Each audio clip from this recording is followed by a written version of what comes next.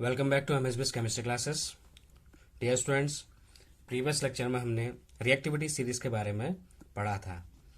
आज हम एक नया टॉपिक पढ़ने वाले हैं, how do metals and non metals react. किस तरीके से मेटल्स और नॉन मेटल्स रिएक्शन करती हैं एक दूसरे के साथ।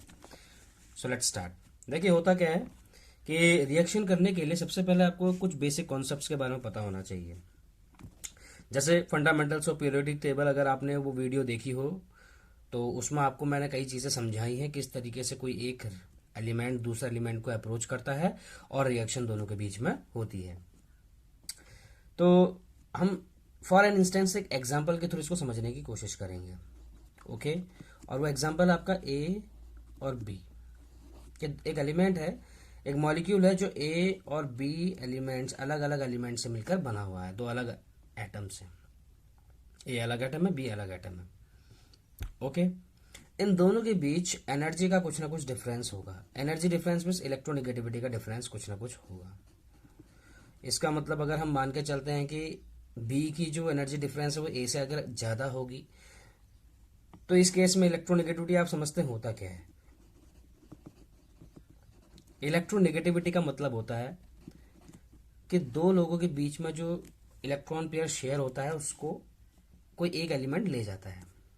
ओके, फॉर एग्जाम्पल मान के चलिए आप NaCl का केस पढ़ने की कोशिश करते हैं। NaCl के केस में क्या है समझेंगे। इसमें एक है आपका सोडियम और दूसरा है आपका क्लोरीन। सोडियम का एटॉमिक नंबर होता है 11, क्लोरीन का होता है 17, 2,8,1। इसी तरीके से अगर हम 17 इसका देखें 2,8,7। अब आप एक चीज बताइए, क्या ये दोनों एलिमेंट स्टेबल हैं इंडिविजुअली?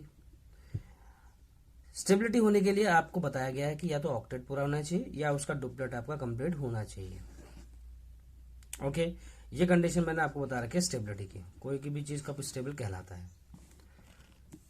तो ऐसे केस में अगर आप सोडियम को देखेंगे तो सोडियम अगर अपना एक इलेक्ट्रॉन लूज कर दे, फॉर एन इंस्टेंस ये आपका सोडियम है, सोडियम 2,8,1।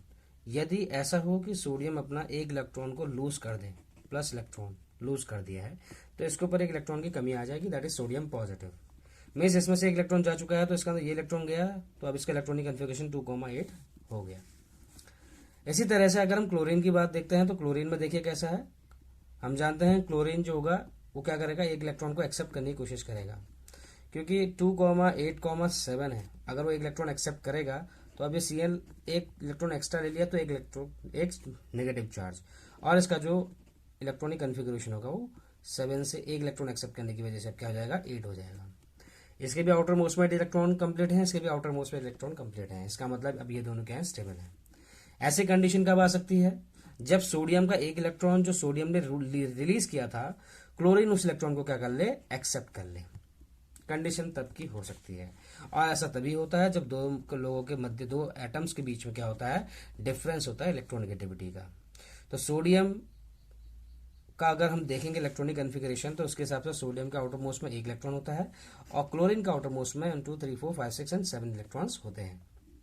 ओके, तो इससे हमें क्या पता चला, सोडियम अपना एक इलेक्ट्रॉन लेके आएगा, यहाँ क्लोरीन उसके 1 2 3 4 5 6 7वां इलेक्ट्रॉन, तो दोनों के बीच में क्या होगा,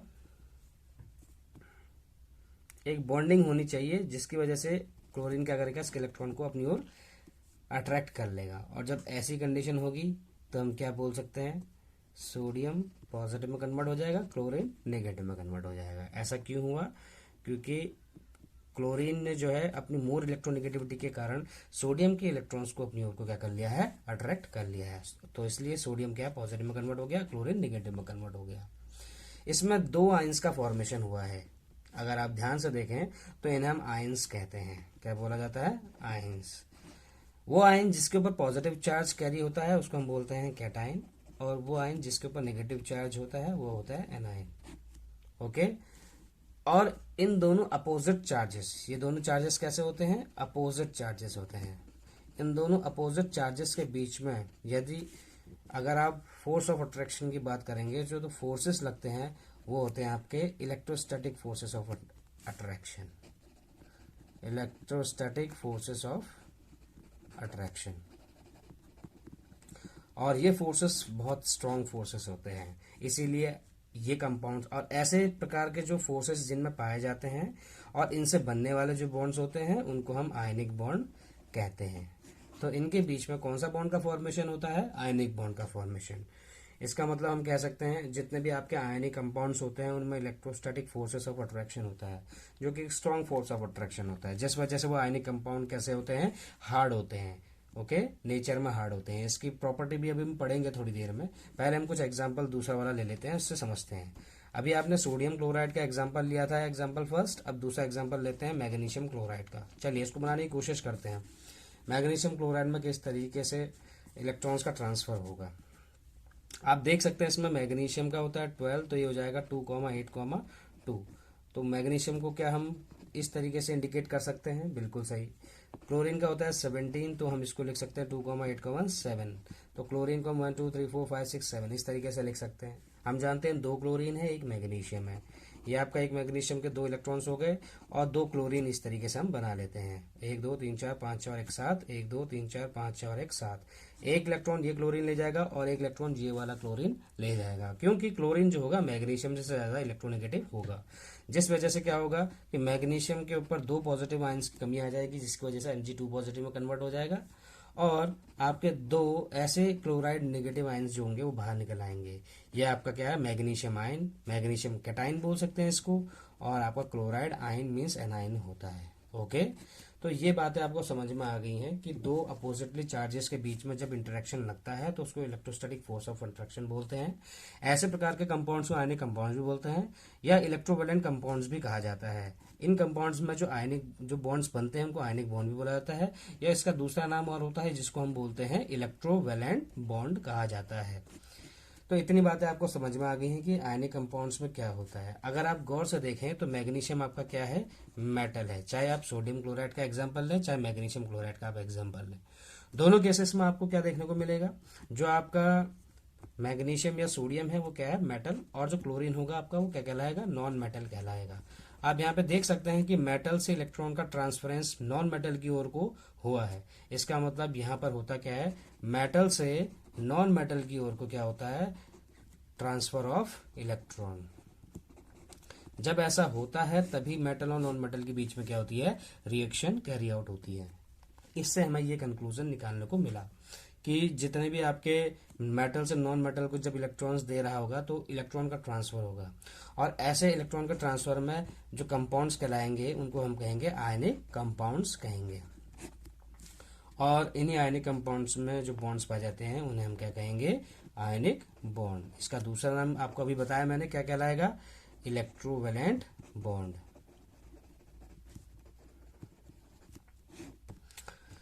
तो आपको समझ में आ गया कि किस तरह से किसी भी एक एलिमेंट या किसी भी कंपाउंड का अगर हमें फॉर्मेशन करना हो तो हमें क्या करना पड़ेगा। ओके, तो अब हम इसकी कुछ प्रॉपर्टीज के बारे में पढ़ेंगे। प्रॉपर्टीज के बारे में पढ़ने के लिए हम एक एक्टिविटी देखते हैं। जैसे आपके पास हम पढ़ेंगे प्रॉपर्टीज ऑफ आयनिक कंपाउंड्स। इसको समझने के लिए हम एक एक्टिविटी देखते हैं। ओके, देखिए एक एक्टिविटी करनी है आपको। उस एक्टिविटी में करना क्या है? आपको कुछ कंपाउंड्स कलेक्ट करने हैं, जैसे सोडियम क्लोराइड, पोटेशियम आयोडाइड हो गया, या फिर आपका हो गया कोई एक सॉल्ट, बेरियम क्लोराइड का ले लेते हैं। ओके, और अब आपको करना क्या है? आपको इनकी फिजिकल स्टेट के बारे में पता करना है। ओके, मीन्स फिजिकल स्टेट क्या होगी, इनकी सॉलिड है, लिक्विड है या गैस है, ये पता करो। फिर दूसरा क्या करना है आपको? इनको हीट करने की कोशिश करो। कैसे? आपके पास एक इस तरीके से क्या होगा? स्पैचुला होगा। ओके, ये क्या है? स्पैचुला, जो आपका चम्मच जैसा होता है। इसमें सॉल्ट लीजिए आप, और सॉल्ट को डायरेक्ट फ्लेम में क्या कीजिए? इसको हीट करने की कोशिश कीजिए। डायरेक्ट फ्लेम, इसमें हीट कीजिए इसको। अब उसके बाद हीट करने पर आपको एक एक करके, आप पहले सोडियम क्लोराइड का कीजिए, उसके बाद पोटेशियम आयोडाइड, देन उसके बाद बेरियम क्लोराइड। और स्पैचुला में इसको हीट करने के बाद देखिए क्या फ्लेम के लिए कोई कलर फॉर्मेशन कर पा रहा है? क्या कोई कलर फॉर्मेशन हो रही है यहाँ पे? ये आपको पता करना है। तीसरा ऑब्जर्वेशन। ओके, इसके अलावा आपको ये देखना है कि क्या ये मेल्ट हो रहे हैं डू दे मेल्ट, क्या ये मेल्ट होने की टेंडेंसी रखते हैं? फिर क्या कीजिए, ये जो सॉल्ट है आपको एक एक करके उनको किस में डिजोल्व कर दीजिए, वाटर में डिजोल्व कीजिए। फिर कोशिश कीजिए पेट्रोल में डिजोल्व करने की, फिर कोशिश कीजिए केरोसिन में। इतनी एक्टिविटी करने के बाद आपको जो प्रॉपर्टी इनके बारे में समझ में आएगी वो आयनिक कंपाउंड्स के फिजिकल फीचर्स होंगे और केमिकल प्रॉपर्टीज होंगी। ओके, अब आपको करना क्या है, इसकी भी एक कंडीशन देता हूँ। जैसे आपके पास एक बीकर है, ओके, और इस बीकर में आपके पास एक रॉड है, यह आपकी ग्रेफाइट की रॉड, इसे इलेक्ट्रोड कहते हैं एक्चुअली। यहाँ से दूसरी रॉड लगी हुई है, बाहर से आउटर सोर्स से कनेक्टेड है। ये आपका negative terminal, positive terminal, negative terminal, ये आपकी बैटरी हो गई। यहाँ पे आपका इस तरीके से बल्ब लगा हुआ है और यहाँ स्विच लगा हुआ है। ओके, अब आपको करना क्या है उसको समझने की कोशिश कीजिए। आपको ये जो सॉल्यूशन है, ये जिसका भी ये सॉल्ट सॉल्यूशन है, और सॉल्ट सॉल्यूशन किसका होगा, सोडियम क्लोराइड, पोटेशियम आयोडाइड या बेरियम क्लोराइड, इसका सॉल्ट सॉल्यूशन है। इस सॉल्ट सॉल्यूशन की जो कंडक्टिविटी है उसको आपको क्या करनी है, टेस्ट करनी है। एक एक करके क्या करनी है, टेस्ट करनी है। जैसे आपने पहले सोडियम क्लोराइड डाला और उसको इस तरीके से क्या करने की कोशिश की, इसका सॉल्यूशन प्रिपेयर किया। आपने सोडियम क्लोराइड का सॉल्यूशन प्रिपेयर किया, उसके बाद आपने पूरा जो आपको सर्किट दिख रहा है इसको क्लोज किया, और उसको कंप्लीट करने के बाद आपने इसको जैसे ही इलेक्ट्रिसिटी सप्लाई की तो आपको ये पता चला कि जो इलेक्ट्रिसिटी होगी वो NaCl के थ्रू कंडक्ट होगी। और जब ये इलेक्ट्रिसिटी NaCl में कंडक्ट हो सकती है, क्यों होगी ऐसी इलेक्ट्रिसिटी इसमें कंडक्ट, आपको इसका कंडीशन पता होनी चाहिए, ऐसी क्यों होती है। क्योंकि इसमें क्या होता है, फ्री मूवमेंट ऑफ आयंस का फ्री मूवमेंट होता है। क्योंकि सोडियम क्लोराइड जैसे ही वाटर में जाएगा तो सोडियम पॉजिटिव और क्लोरीन निगेटिव में टूट जाएगा। तो ये जो टूटते हैं इनको हम आयंस बोलते हैं, और इन्हीं आयंस के फॉर्मेशन की वजह से इलेक्ट्रिसिटी क्या करती है, कंडक्ट करती है। तो इस केस में क्या होगा कि सोडियम क्लोराइड के केस में इलेक्ट्रिसिटी कंडक्ट करना शुरू करेगी। ऐसे ही आपको पोटेशियम आयोडाइड और बेरियम क्लोराइड सॉल्ट के साथ भी इसकी कंडक्टिविटी को क्या करना है, टेस्ट करना है। यदि उसमें इलेक्ट्रिसिटी सप्लाई होगी तो ये बल्ब आपका क्या करेगा, ग्लो करना शुरू करेगा। यदि बल्ब ग्लो नहीं करता है तो इसका मतलब वो नॉन कंडक्टिव सोर्स होगा, वो जो सॉल्ट होगा, चाहे वो सोडियम क्लोराइड हो, पोटेशियम आयोडाइड हो या बेरियम क्लोराइड हो। ओके, तो ये जो चीजें थी, इनके बॉइलिंग पॉइंट और इनके जितने भी आपके मेल्टिंग पॉइंट्स होते हैं, इनका अलग अलग टेबल है, उसके द्वारा समझते हैं इसको हम। जैसे आपका जो आयनिक कंपाउंड है वो कौन से होंगे, उनके जो मेल्टिंग पॉइंट होंगे वो कैसे होंगे, और बॉइलिंग पॉइंट, इसके बारे में थोड़ी स्टडी करते हैं। और ये मेल्टिंग पॉइंट, बॉइलिंग पॉइंट आपके केल्विन में होंगे। अगर सोडियम क्लोराइड को जब इस तरीके से कंडक्ट कराने की कोशिश की तो उसको देखा गया उसका मेल्टिंग पॉइंट 1074 और इसका जो बॉइलिंग पॉइंट है 1686। इसी तरीके से लिथियम क्लोराइड है 887 और इसका जो बॉइलिंग पॉइंट है 1600। कैल्शियम क्लोराइड, इसका जो मेल्टिंग पॉइंट है 1045 एंड 1900 इसका बॉइलिंग पॉइंट है। इसी तरीके से कैल्शियम ऑक्साइड है, कैल्शियम ऑक्साइड का 2850 और 3120। इसी तरीके से आपका मैग्नीशियम क्लोराइड हो गया जिसमें 981 इसका मेल्टिंग पॉइंट हो जाएगा, 1685 इसका बॉइलिंग पॉइंट। अब आपके पास एक टेबल है, इसके जरिए आप समझ सकते हैं। आप देख रहे हैं कि जो मेल्टिंग पॉइंट है सबसे ज्यादा किसका है, यह है आपका कैल्शियम का, कैल्शियम ऑक्साइड का। और बॉइलिंग पॉइंट सबसे ज्यादा किसी का है, इसी का है 3120। मीन्स हम ये बोल सकते हैं कैल्शियम से रिलेटेड जो आयनिक कंपाउंड्स होते हैं उनका जो मेल्टिंग और बॉइलिंग पॉइंट होता है वो वेरी हाई होता है। चलिए, इतनी बातें हमें समझ में आ चुकी हैं आयनिक कंपाउंड्स के बारे में। अब थोड़ी इनकी फिजिकल प्रॉपर्टीज के बारे में चर्चा कर लेते हैं। ओके, देखिए होता क्या है, कई सारी ऐसी प्रॉपर्टीज होती हैं जो कि एक सॉल्ट शो करता है। ओके, तो इसमें सबसे पहले प्रॉपर्टी है दैट इज फिजिकल नेचर। यदि आपके पास कोई सॉल्ट है, मीन्स ये फिजिकल प्रॉपर्टीज हम पढ़ रहे हैं आयनिक कंपाउंड्स की। ओके, आयनिक कंपाउंड्स की हम फिजिकल प्रॉपर्टीज देख रहे हैं। देखिए फिजिकल नेचर का मतलब क्या है, हम जानते हैं कि जो आयनिक कंपाउंड्स होते हैं जैसे ए और बी के बीच में, इन दोनों के बीच में होता क्या है, ये होता है आपका एक पॉजिटिव एक होता है नेगेटिव। इन दोनों के बीच में एक इंटरेक्शन लगता है और उसी इंटरेक्शन को हम क्या बोलते हैं, that is electrostatic force of attraction. और ये जो इलेक्ट्रोस्टैटिक फोर्स ऑफ अट्रैक्शन होता है वो कैसे होते हैं, स्ट्रॉन्ग फोर्सेस होते हैं। कैसे होते हैं? Strong forces. इन्हीं को क्या बोला जाता है? Electrostatic force of attraction.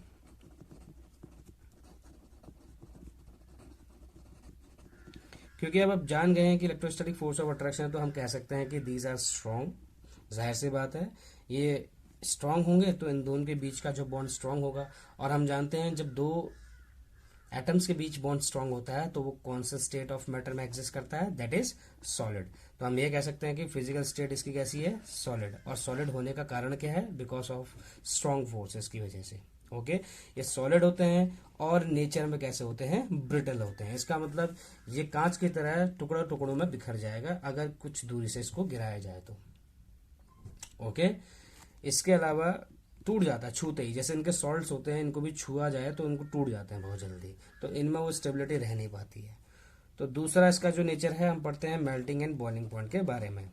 अभी हम पढ़ते हुए आए हैं बॉइलिंग पॉइंट और मेल्टिंग पॉइंट के बारे में, और टेबल के जरिए भी समझा था, तो आप आसानी से इसका अंदाज़ा लगा सकते हैं कि इनका मेल्टिंग पॉइंट और बॉइलिंग पॉइंट को कैसा होता है? हाई होता है। क्योंकि 1600 केल्विन ये बहुत ज़्यादा टेम्परेचर होता है। जैसा आपने यहाँ देखा था, यहाँ 1600 केल्विन आपका बॉइलिंग पॉइंट बहुत ज़्यादा है, 1900।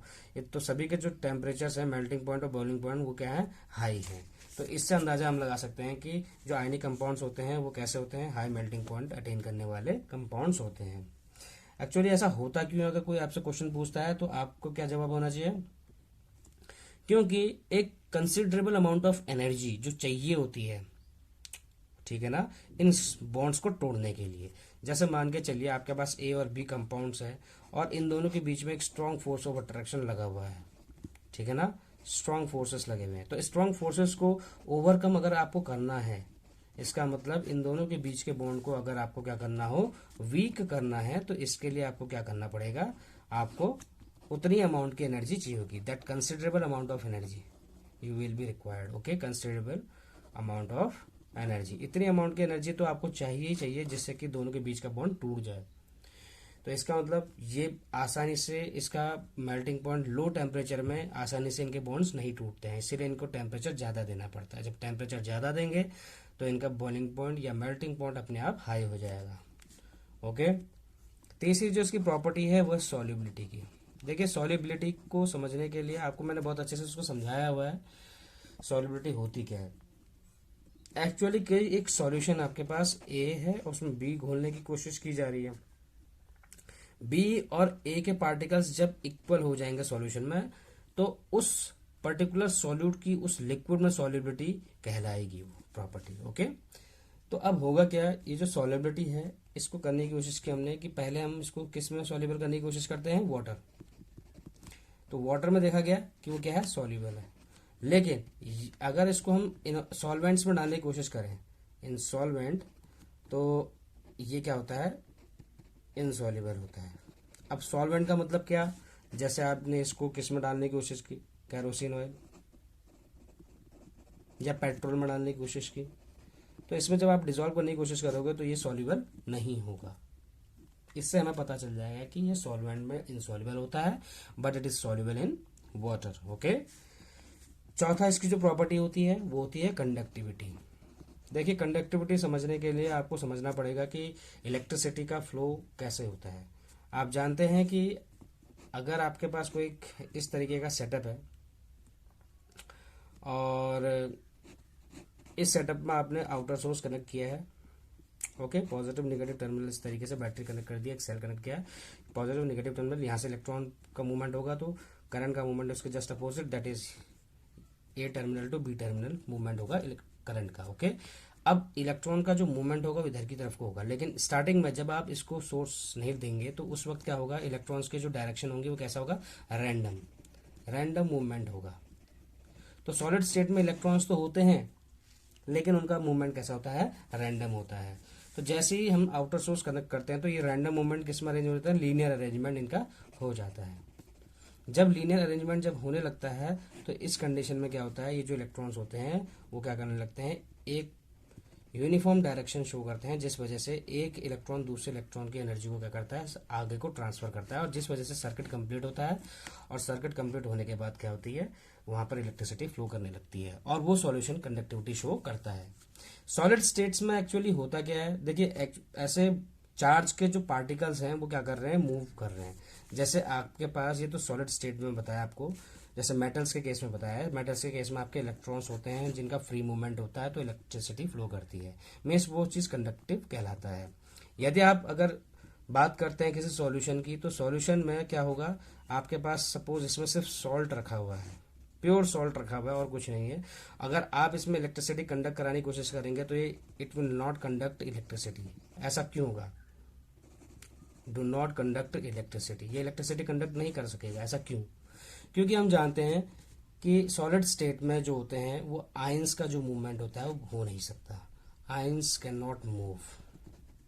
जब आयंस का मूवमेंट होगा नहीं तो क्या इलेक्ट्रिसिटी फ्लो हो सकेगी, नहीं हो पाएगी। इसीलिए इलेक्ट्रिसिटी को फ्लो करने के लिए for the movement of electricity, for the movement of to complete this circuit को कंप्लीट करने के लिए हमें क्या करना पड़ेगा, उसका एक सॉल्यूशन तैयार करना पड़ेगा। जैसे ही हमने इसका सॉल्यूशन तैयार किया, तो सॉल्यूशन तैयार होने की वजह से आपके पास इस वाले सॉल्यूशन में जितने भी आयंस होंगे वो आपको मिलने शुरू हो जाएंगे, मीन्स अपोजिट आयंस, पॉजिटिव और नेगेटिव चार्जेस। और पॉजिटिव और नेगेटिव चार्जेस को जब आउटर सोर्स से कनेक्ट करेंगे तो अपने वो रिस्पेक्टिव इलेक्ट्रोड्स की ओर को मूवमेंट शो करेंगे। जैसे अगर ये पॉजिटिव इलेक्ट्रोड है या नेगेटिव इलेक्ट्रोड है, तो पॉजिटिव की ओर को आपका क्लोरीन अट्रैक्ट करेगा और नेगेटिव इलेक्ट्रोड की ओर को आपका सोडियम आयन अट्रैक्ट करेगा। तो अपोजिट चार्जेस एक दूसरे की ओर को मूवमेंट करने लगेंगे, जिस मूवमेंट ऑफ इस फ्री मूवमेंट ऑफ आयंस की वजह से, फ्री मूवमेंट ऑफ आयंस की वजह से क्या होता है, इलेक्ट्रिसिटी कंडक्ट होती है, कंडक्ट इलेक्ट्रिसिटी। इतनी बातें आपको पता होना चाहिए। मॉल्टन स्टेट इस कंडीशन को कहते हैं हम, ओके, इसे हम मॉल्टन स्टेट कहेंगे। और अभी तक हम जो पढ़ रहे थे कंडीशन में कौन से स्टेट थे बेटा, ये थी सॉलिड स्टेट। तो आपसे अगर क्वेश्चन पूछा जाए कि सॉलिड स्टेट में क्या कोई सॉल्ट आपका इलेक्ट्रिसिटी कंडक्शन दिखा सकता है, तो आपका जवाब होगा नहीं। अगर पूछेंगे रीजन क्या हो सकता है, तो रीजन आप बता सकते हैं due to non movement of ions, क्योंकि चार्ज पार्टिकल्स के मूवमेंट की वजह से इलेक्ट्रिसिटी फ्लो करती है। और सॉलिड स्टेट में उन आयंस का जो मूवमेंट होता है वो क्या हो जाता है, ब्लॉक हो जाता है, रिस्ट्रिक्ट हो जाता है, क्योंकि वो एक जगह पे फिक्स हो जाते हैं, जिस वजह से इलेक्ट्रिसिटी फ्लो नहीं कर पाती। लेकिन जैसे ही आप मॉल्टन स्टेट की बात करेंगे तो मॉल्टन स्टेट में आप जानते हैं कि मूवमेंट ऑफ आयंस का क्या हो जाता है, उन आयंस का जो मूवमेंट होता है वो कैसा हो जाता है, फ्री हो जाता है, और जिस वजह से वो इलेक्ट्रिसिटी को क्या करने लगते हैं, कंडक्ट करने लगते हैं। ओके, तो इलेक्ट्रिसिटी कंडक्शन भी ये बहुत अच्छे से शो करते हैं। तो ऐसे जो कंपाउंड्स हैं, इन कंपाउंड्स को हम क्या कहते हैं, आयनिक कंपाउंड्स। आज के टॉपिक में हमने आयनिक कंपाउंड्स क्या होते हैं, उनकी प्रॉपर्टीज के बारे में पढ़ा। आपको एक आध क्वेश्चन दे रहा हूं, आप उसको करने की कोशिश करें। आपको इलेक्ट्रॉन डॉट स्ट्रक्चर बनाना है, साथ साथ में movement of transfer of electron show करना है, transfer of electron dot structure और ट्रांसफर ऑफ इलेक्ट्रॉन आपको बताना है। Na2O और दूसरा है आपका मैग्नीशियम ऑक्साइड, सोडियम ऑक्साइड और मैग्नीशियम ऑक्साइड, इन दोनों के केस में इलेक्ट्रॉन डॉट स्ट्रक्चर आपको इसका भी बनाना है और इसका भी बनाना है, और दोनों में ट्रांसफर ऑफ इलेक्ट्रॉन के बेस पर समझाइए। जैसे एक एग्जांपल अगर मैं आपको हिंट दूं, जैसे मैग्नीशियम ऑक्साइड का हिंट देता हूं। आप जानते हैं इसमें मैग्नीशियम का 12 होता है, तो आप इसका इलेक्ट्रॉनिक कन्फिग्रेशन लिखिए 2,8,2। इसी तरीके से ऑक्सीजन का आप जानते हैं 8 होता है, तो इसको आप लिखिए 2,6। ऑक्सीजन का 1 2 3 4 5 6, और आप जानते हैं मैग्नीशियम के कितने होते हैं, 2 होते हैं। ओके, तो अब आप आसानी से क्या कर सकते हैं, मैग्नीशियम और ऑक्सीजन को क्या कर सकते हैं, एक दूसरे के साथ रिएक्शन कराने की कोशिश कर सकते हैं। तो मैग्नीशियम के 2 इलेक्ट्रॉन्स हैं, ओके, तो ऑक्सीजन अगर इसके दोनों के 2 इलेक्ट्रॉन ले लेगा तो इसका अभी ऑक्सीजन के पास 2,6 है और इसका 2,8,2 है। यदि इसके 2 इलेक्ट्रॉन निकल जाएं तो मैग्नीशियम 2 पॉजिटिव में कन्वर्ट हो जाएगा, 2,8 हो जाएगा। बाकी जो ऑक्सीजन होगा अगर 2 एक्स्ट्रा इलेक्ट्रॉन अपने पास ले आएगा तो 2 नेगेटिव में कन्वर्ट हो जाएगा, लेकिन इसका 2,6 जो था वो 2,8 हो जाएगा। इसका मतलब इसका ऑक्टेट क्या हो चुका है, कंप्लीट हो चुका है। जब इसका ऑक्टेट कंप्लीट हो चुका है तो यही इसका डायग्राम है। ओके, तो इस तरीके से ट्रांसफर ऑफ इलेक्ट्रॉन हम दिखा सकते हैं, क्योंकि इलेक्ट्रॉन का ट्रांसफरेंस हुआ है यहाँ को भी और इधर से इसको भी। तो इस तरीके से आप मैग्नीशियम ऑक्साइड में इलेक्ट्रॉन डॉट स्ट्रक्चर और ट्रांसफर ऑफ इलेक्ट्रॉन शो कर सकते हैं। अब आपका काम है आप Na2O के लिए बनाने की कोशिश करें। आज का टॉपिक यहीं एंड करते हैं। आई होप कि आपको आज का टॉपिक समझ में आया होगा। यदि आपकी कोई क्वेरीज हो, आपको कोई क्वेश्चन पूछना हो, तो आप जरूर कमेंट सेक्शन में पूछिए। Till then keep doing work hard.